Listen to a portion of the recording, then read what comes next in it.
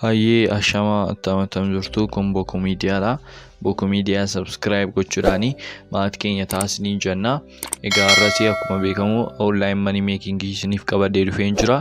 Egaa har'as kanneen isiniif qabadee dhufee akkuma bukkeetti argaa jirtanii clip claps kan jettudha. Innis TikTok viidiyoolee adda addaa ilaaluudhaan qofa maallaqa akkaataa itti argannudha jechuudha.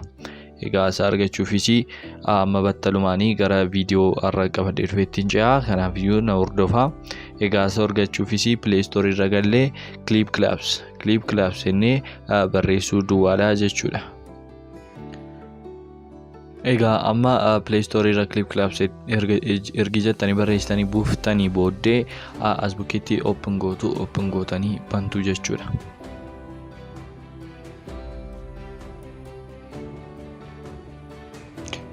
Egaa open gootanii erga seentanii booddee continue with Google, continue with Facebook jedhee jira jechuudha. Isinii continue with Google isheettu kanatti ishee jalqaba irra jirtu kanatti buutu jechuudha.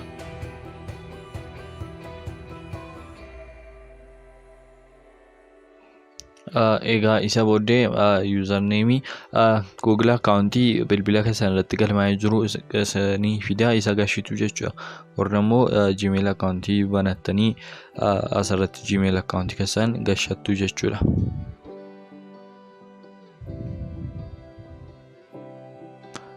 Egaa ergi isa gashitanii booddee jalqabaa waan sun filachuu qabdanii nickname keessanii yoo barbaaddanii ni barreeffattu jechuudha. Ani Boku jedhee barreeffadha maqaa channel keenyaanii. Isa booddee gender keessan filattu profile picture yoo barbaaddanii ni filattu jechuudha. As bukkeetti abaatariin isinii kennu jira. Abaatarii keessanii filachuu ni dandeessu jechuudha. Ani callisee man tokko filadha. Isa booddee next gootu jechuudha.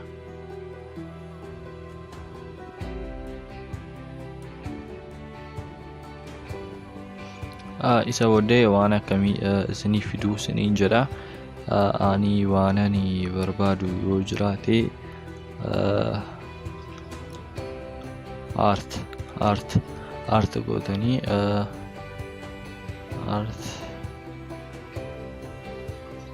callistanii click gochuu ni dandeessu. Isa booddee next gootu jechuudha. Like content your interest in 5 edha. Isa booddee callistanii next gootu jechuudha. Egaa amma akkuma argaa jirtanii nagashee jira jechuudha. Nagashee jira. Akkuma argitanii viidiyoo tokko bannee ilaaluu ni dandeenya jechuudha.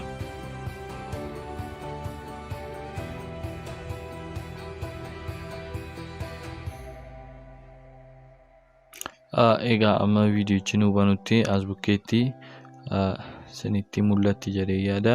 Rewards iddoo jettu kanatti al takkaashii hunaa jechuudha.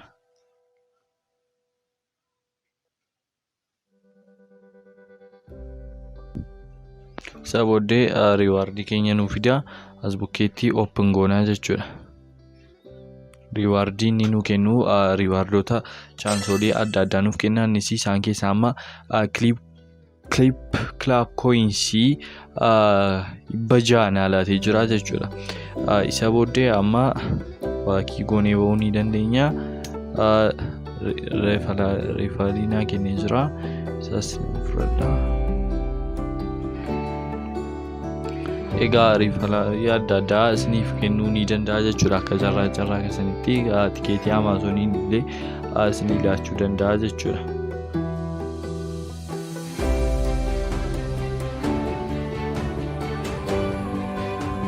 Egaa anillee ammoo install gatiin godhee fi natti agarsiisaa jira jechuudha. Amma reefalii inni nuuf kennu tokko ilaallaa fulee.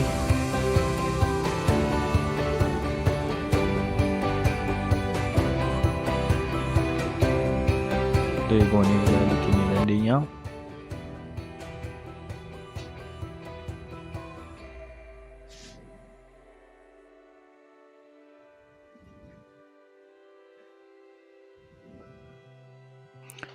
Riifalii ana margadhe keessaa carraa tokko yaalee as bukkeetti saantima doolaarii duwwaa tuqaa 20 naa laatee jira jechuudha. Kana jechuun baay'ee guddaadha.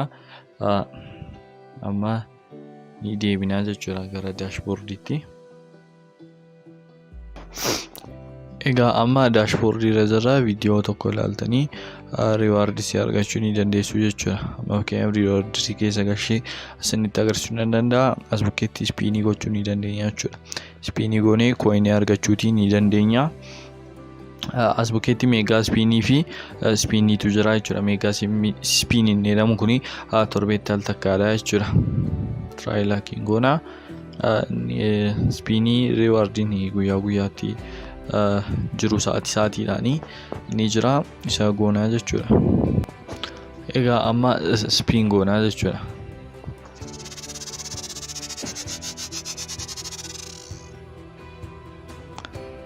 Ispiin goonee al takkaanii duwwaa tuqaa 10 argachuu jechuun baay'ee guddaadha. Konfirm godhannaa jechuudha. Egaa inni dhumeera. Amma ispiinii laakii ispiin isheenittu as bukkeessinitti mul'attee yaada. Laakii ispiinii kanatti sa'aatii ta'een hin dhufti. Carraa 4 nu kenna. Isa ispiin goonee yaallachuu ni dandeenya jechuudha. Isasi wantoota akkasii ofii keessanii tumatti guutanii yoo baruu ni dandeessu. Ani jalqabuma isheenis isinitti agarsiisa. Egaa akkasitti ispiin gootanii argachuu ni dandeessu jechuudha. Kooyinii kanaan ispiin gootanii kooyinii ergi sassaabbattanii booddee walitti qabattanii booddee as bukkeetti kaash iddoo jedhutti waaleetii irra galtanii kaash iddoo jedhutti kooyinii 300 eksteenjii duwwaa tuqaa duwwaa 3 doolaariin sii kennanaan jechaara. Konfirmin godhaa jechuudha. Purchase successfully naan jedhee gootit. Egaa akkuma argaa jirtanii amma anaaf narraa kaasee jira jechuudha. Kooyinii kun narraa kaasee daashboordii keenya irra galee jira. Amma waaleetiitti deebi'ee isinitti agarsiisuu ni danda'a jechuudha.